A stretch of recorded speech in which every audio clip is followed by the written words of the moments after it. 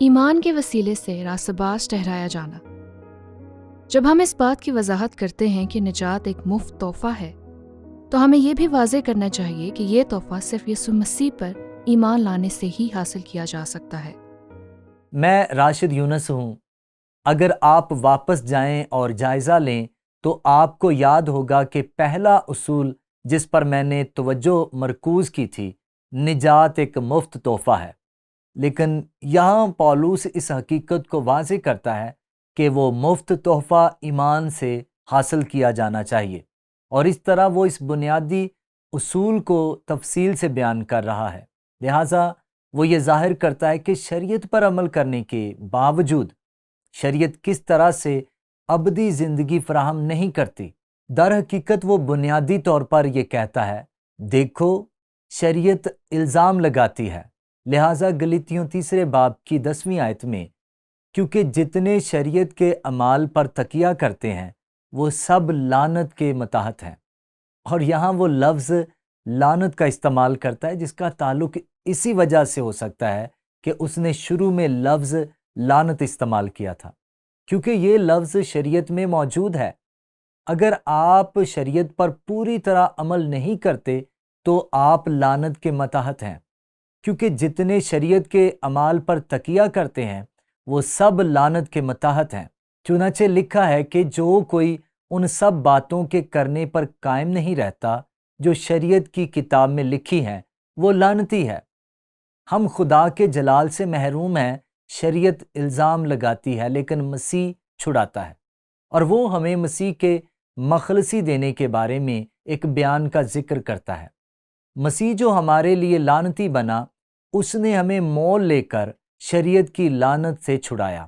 اس نے ہمارے گناہوں کا کفارہ صلیب پر دیا، اس لیے کہ سب نے گناہ کیا اور خدا کے جلال سے محروم ہیں۔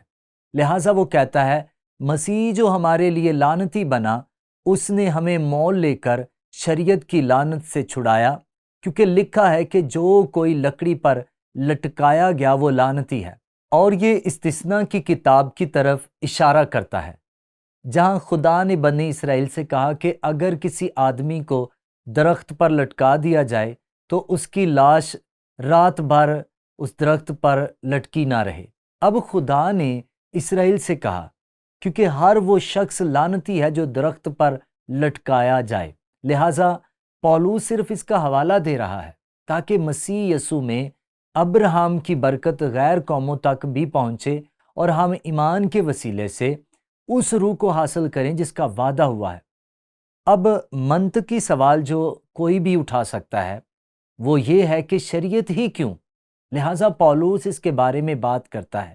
وہ اس سوال کی توقع کرتا ہے کہ وہ کہتا ہے، پس شریعت کیوں دی گئی؟ چلے میں آپ کو بتاتا ہوں۔ وہ نافرمانیوں کے سبب سے بعد میں دی گئی کہ اس نسل کے آنے تک رہے۔ نسل کون؟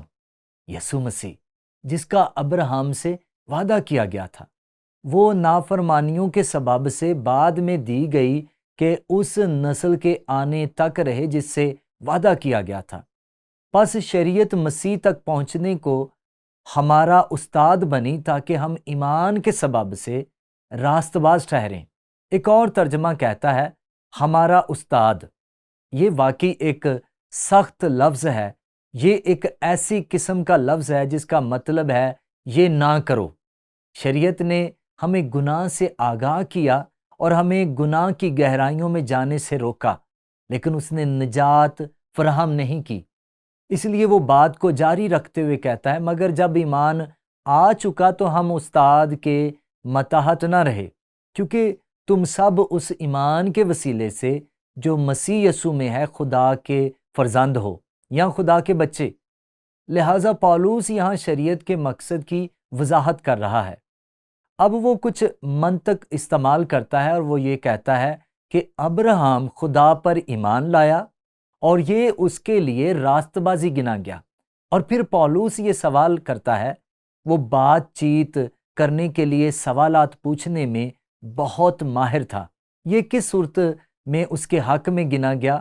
کیا ختنے کی حالت میں یا نامختونی کی حالت میں؟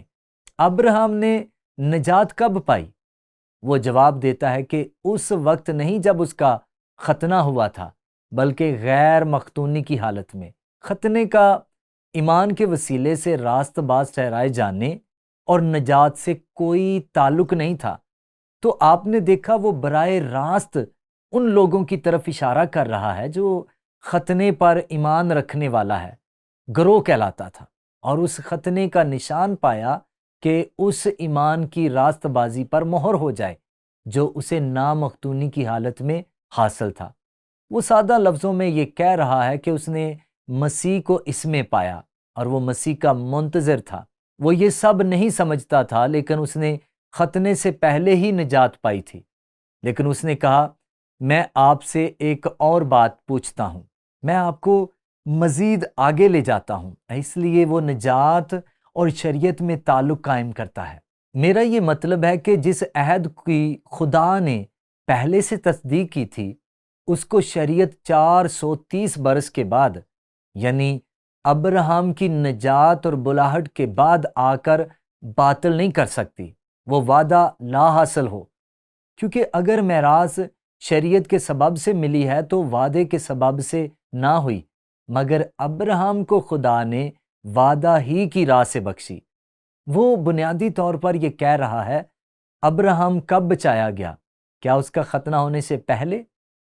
جی ہاں، شریعت دیے جانے سے 430 سال پہلے اس نے ایمان سے نجات پائی، اور جب شریعت آئی تو اس نے اس وعدے کی خلاف ورزی نہیں کی جو ہم آج بھی پورا کرتے ہوئے دیکھتے ہیں جب ہم یسوع مسیح پر ایمان رکھتے ہیں۔ اور اسی لیے رومیوں 5ویں باب کی پہلی آیت میں جہاں وہ اس پورے تصور کو سمجھتا ہے تو وہ کہتا ہے، پس جب ہم ایمان سے راست باز ٹھہرے تو خدا کے ساتھ اپنے خداوند یسوع مسیح کے وسیلہ سے صلح رکھیں۔ یہ ایک زبردست تصور ہے، کیونکہ رومیوں میں وہ اسی دلیل کو تھوڑا مختلف انداز اور مختلف طور پر پیش کرتا ہے، اور جب وہ رومیوں کے باب نمبر 5 میں آتا ہے تو وہ سادہ الفاظ میں صرف یہ کہتا ہے، پس جب ہم ایمان سے راست باز ٹھہرے جیسے ابراہم تھا، کیونکہ اس نے اس کی مثال دی، تو خدا کے ساتھ اپنے خداوند یسوع مسیح کے وسیلے سے صلح رکھیں۔ ہمیں مسیح کے آنے کی پوری سمجھ ہے کہ وہ کیوں آیا۔ مجھے اپنا ذاتی تجربہ یاد ہے جس میں سے کچھ میں آپ کو پہلے بھی بتا چکا ہوں، جیسے میں ایک ایسے مذہبی معاشرے میں پلا بڑھا جہاں مجھے سکھایا گیا کہ ہمیں جنت میں جانے کے لیے کچھ کام کرنے چاہیے۔ ہمیں کبھی نہیں بتایا گیا کہ آپ یقینی طور پر جان سکتے ہیں، لیکن امید ہے کہ کچھ اچھے کاموں کے ساتھ آپ وہاں پہنچ سکتے ہیں۔ خوش قسمتی سے میرے والد 30 کی دہائی میں 1930 میں پرانی بیٹری سے چلنے والے ایک پرانا ریڈیو سنتے تھے، اور انہوں نے ایک پادری کو پڑھاتے ہوئے سنا، ڈاکٹر ہیری آئرن سائڈ۔ ہم انڈیانا میں رہتے تھے، لیکن ہم تقریباً 100 میل دور سگنل اٹھا رہے تھے، اور وہ فضل کو سمجھا رہا تھا۔ میرے والد نے اس فضل کو سمجھنا شروع کیا، اصول آپ کو نہیں بچاتے، اور میں مسیحی ریڈیو سے متاثر تھا۔ مجھے واقعی یقین تھا کہ میں ایمان کے ذریعے فضل سے بچایا گیا تھا، مجھے یقین تھا، لیکن اپنے پس منظر کی وجہ سے میں نے سوچا کہ مجھے اچھے کام کر کے اپنے آپ کو بچانا ہے، اور یہ ایک رولر کوسٹر کی طرح تھا۔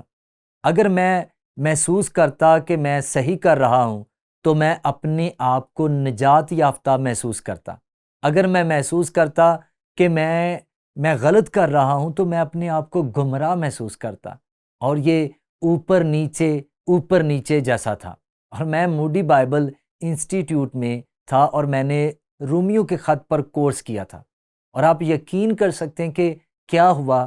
یہ سب کچھ جو میں نے اس اصول میں بیان کیا وہ سب رومیوں کی کتاب میں کھولا جا رہا تھا، اور مجھے یاد ہے کہ میں نے خود سے وہ سوال پوچھا جو پالوس نے اٹھایا تھا، ابراہم نے کب نجات پائی؟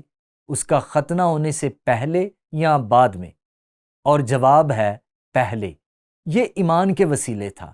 اور پھر مجھے یہ یاد ہے کہ میں نے کہا، وہ کیسے بچایا گیا؟ شریعت سے۔ وہ شریعت جو 430 سال بعد دی گئی، وہ ایمان کے وسیلے فضل سے بچایا گیا تھا، اور پھر جب میں رومیوں 5 باب میں آیا جہاں وہ کہتا ہے پس خدا کے ساتھ اپنے خداوند یسوع مسیح کے وسیلہ سے صلح رکھیں، ابراہیم کی طرح ہم ایمان کے وسیلے خدا کے ساتھ صلح کر رہے ہیں۔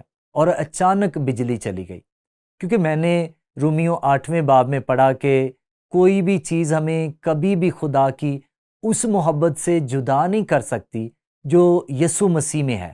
اور پہلی بار مجھے اپنی نجات کی حفاظت کا اطمینان ہوا۔ اس تصور کے ساتھ یہ میرا ذاتی تجربہ تھا جس کی وضاحت پولوس یہاں گلتیوں کو کر رہا ہے۔ اب سوال، جب ہم واقعی میں بچانے والے خدا کے فضل کو سمجھتے ہیں تو ابدی زندگی کا یہ شاندار تحفہ ہمارے جینے کے طریقے کو کیسے متاثر کرے گا؟ اور مجھے ایک اور مسئلہ تھا، میری جدوجہد۔ اگر آپ لوگوں کو یہ نہیں بتاتے کہ انہیں ایک خاص طریقے سے جینا ہے اور وہ صرف ایمان کے وسیلے فضل سے بچائے گئے ہیں تو وہ جس طرح چاہیں زندگی گزار سکتے ہیں، تو میں یہ سمجھ کر پھٹ گیا۔ اور پھر میں نے تیتوس میں ایک حوالہ دریافت کیا اور اس کی واقعی ایک کتاب میں وضاحت کی گئی تھی جو کسی نے مجھے دی، جس کا نام فضل کے وسیلے نظم و ضبط تھا۔ اور مجھے یاد ہے کہ میں نے یہ موڈی سے گریجویشن کے بعد پڑھی، اور میں نے یہ کتاب بلنگز مونٹانا جاتے وقت ٹرین میں پڑھی، اور یہ سب میرے لیے تازہ ہو گیا۔ آیت یہ ہے، کیونکہ خدا کا وہ فضل ظاہر ہوا ہے جو سب آدمیوں کی نجات کا باعث ہے۔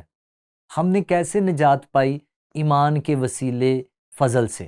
لیکن غور کریں، ہمیں ہدایات دیتا ہے۔ وہ ہمیں کیا ہدایات دیتا ہے؟ خدا کا فضل ہمیں ہدایات دیتا ہے، اور بے دینی اور دنیاوی خواہشوں کا انکار کر کے اس موجودہ جہان میں پرہیزگاری اور راست بازی اور دینداری کے ساتھ زندگی گزاریں۔